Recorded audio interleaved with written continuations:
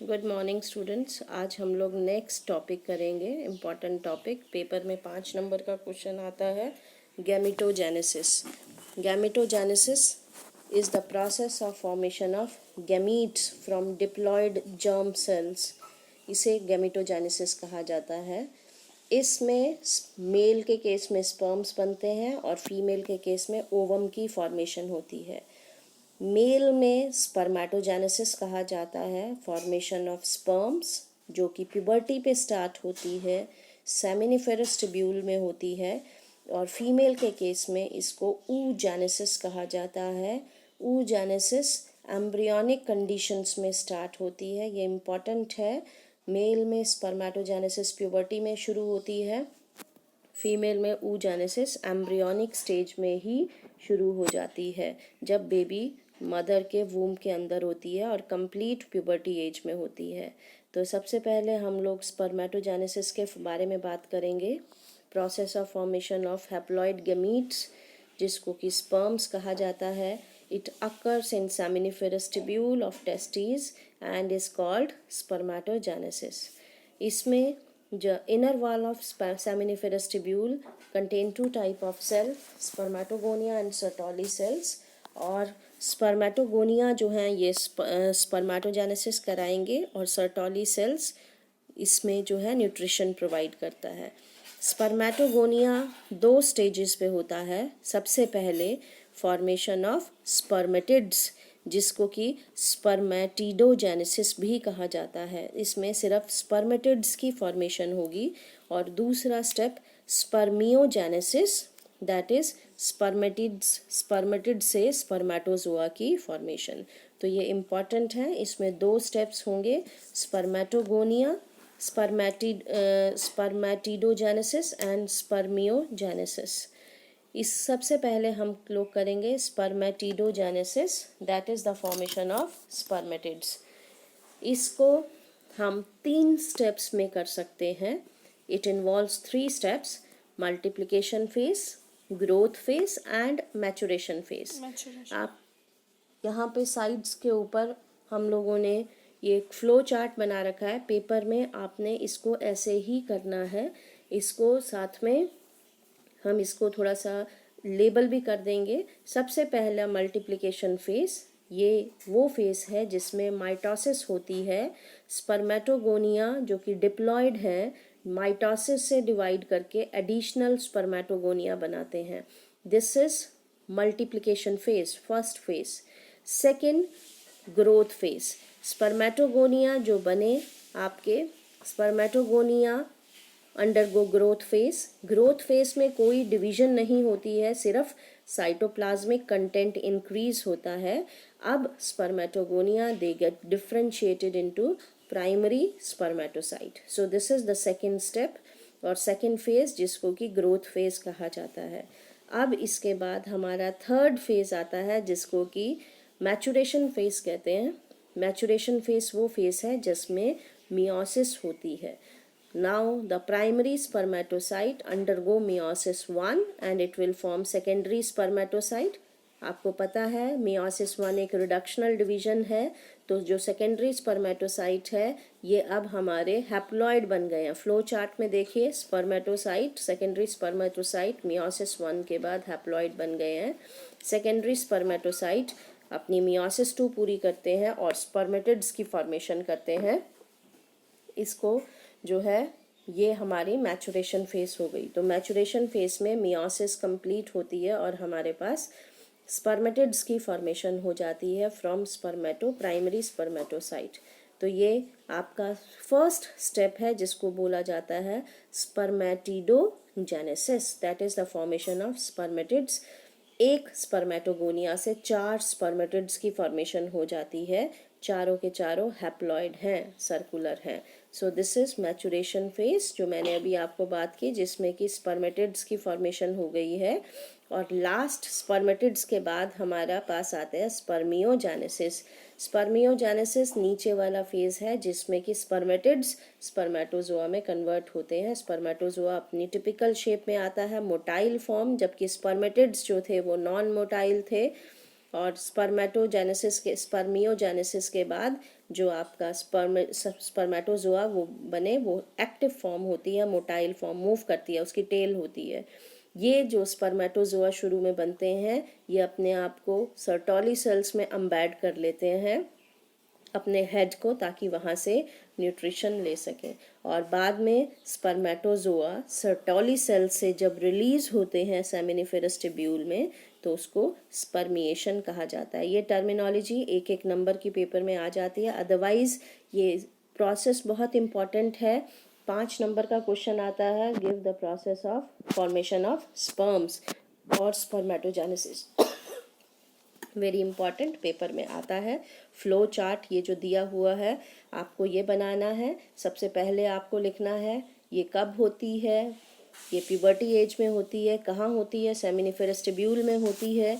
उसके बाद 2 स्टेप्स हैं, स्पर्मेटिडोजेनेसिस एंड स्पर्मियोजेनेसिस। स्पर्मेटिडोजेनेसिस को डिटेल में देना है, multiplication, growth and the maturation phase, साथ में ये आप फ्लो चार्ट देंगे। So this is 5 mark question, very important, paper में आता है। अब हम लोग करेंगे हार्मोनल कंट्रोल ऑफ स्पर्मेटोजेनेसिस, किस तरह से हमारे हार्मोन्स इसको कंट्रोल करते हैं। अगेन वेरी इंपॉर्टेंट, पेपर में आता है। सबसे पहले आपका गोनेडोट्रोपिन रिलीजिंग फैक्टर रिलीज होते हैं हाइपोथैलेमस से। Hypothalamus anterior lobe of pituitary को स्टिमुलेट करता है ताकि वो 2 हार्मोन रिलीज करें, LH और FSH। LH लीडिंग सेल, जो मैंने बताया था सेमिनिफेरस टिब्यूल जो डिफरेंट होते हैं उनके बीच में प्रेजेंट होते हैं, लीडिंग सेल को स्टिमुलेट करता है और लीडिंग सेल रिलीज करते हैं टेस्टोस्टेरॉन, और ये टेस्टोस्टेरॉन स्पर्मेटोजेनेसिस को स्टिमुलेट करता है, फॉर्मेशन ऑफ स्पर्म्स को स्टिमुलेट करता है। इसके बाद जो FSH हार्मोन निकला आपका पिट्यूटरी से, ये हार्मोन आपका सर्टोली सेल्स को स्टिमुलेट करता है ताकि सर्टोली सेल्स आपका क्या रिलीज करें। सर्टोली सेल्स 2 चीज़ें रिलीज करते हैं, ABP एंड्रोजन बाइंडिंग प्रोटीन, जो स्पर्मियोजेनेसिस को स्टिमुलेट करता है, दैट इज स्पर्मेटिड से स्पर्मेटोजोआ की फॉर्मेशन, प्लस ये एक और फैक्टर रिलीज करता है जिसको इनहिबिन कहते हैं। इनहिबिन का काम क्या होता है, जब FSH की ज़रूरत नहीं होती है तो इनहिबिन FSH को इनहिबिट करता है। तो ये हार्मोनल कंट्रोल ऑफ स्पर्मेटोजेनेसिस है, इम्पॉर्टेंट है, पेपर में आता है लिखने के लिए। अब इसके बाद यहाँ पे हमने कुछ एक आपका दिखाया हुआ है स्लाइड में कि किस तरह से आपका स्पर्मियोजेनेसिस होती है। स्पर्मियोजेनेसिस मीन्स स्पर्मेटिड से स्पर्मेटोजोआ की फॉर्मेशन।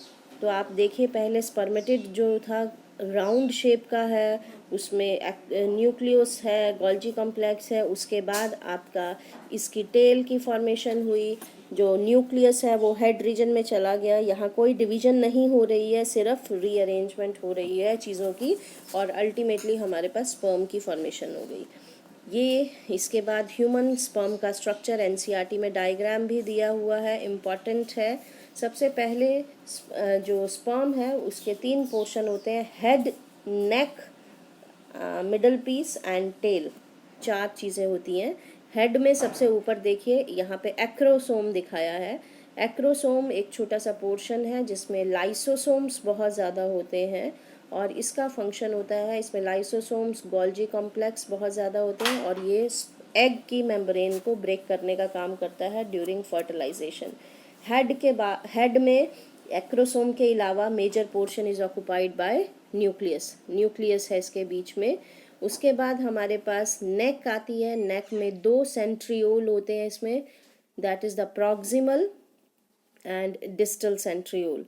ये जो है हेड और मिडल पीस को कनेक्ट करता है। तो यहाँ पे आपको दिखाया गया है कि स्पर्म के बाहर प्लाज्मा मेम्ब्रेन होती है पूरी, उस पर हेड में आपका इलोंगेटेड न्यूक्लियस है, एक्रोसोम है। एक्रोसोम में मैंने आपको बताया गोल्जी कॉम्प्लेक्स होता है, लाइसोसोम्स होते हैं इसमें बहुत ज़्यादा, और ये hyaluronidases एंजाइम रिलीज करता है, फर्टिलाइजेशन में हेल्प करता है।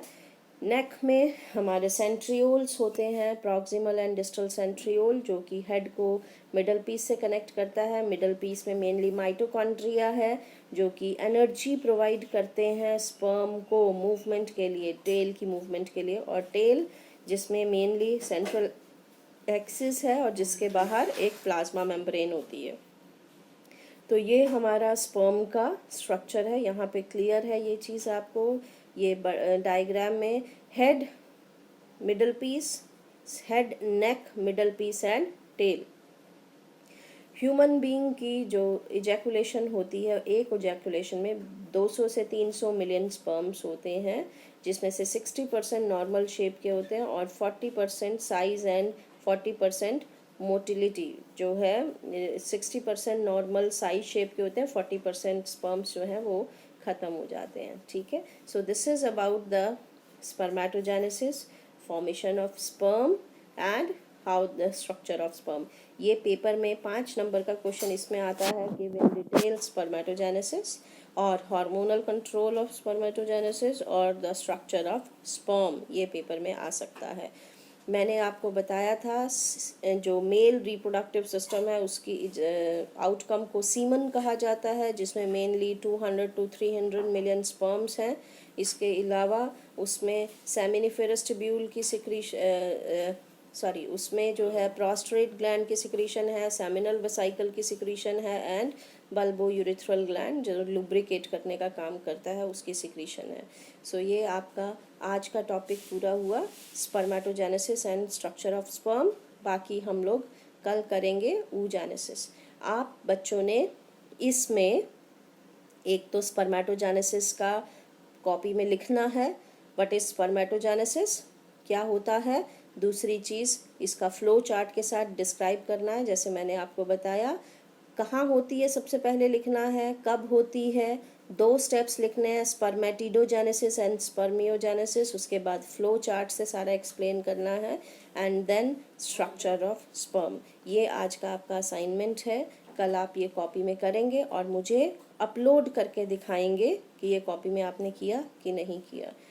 ये दैट्स ऑल फॉर टुडे, बाकी हम लोग कल करेंगे।